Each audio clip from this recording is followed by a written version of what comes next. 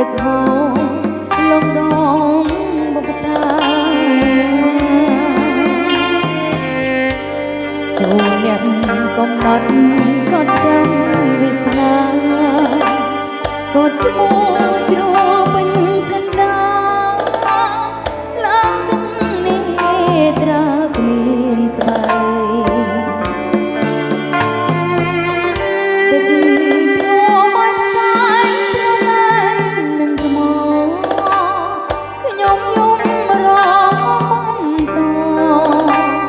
ទឹកភ្នែកស្រក់ហូរគ្មានស្បែក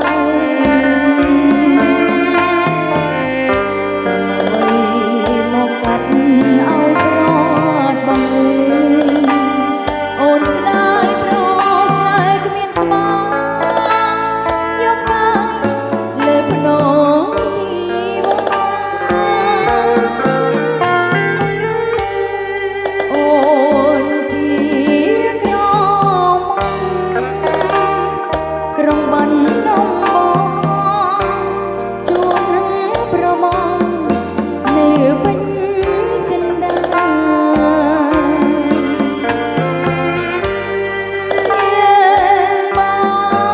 នស្បាយស្បន់ដួងចិត្តសច្ចាជ្រើយកថ្មដាកូនភ្នោតែមួយ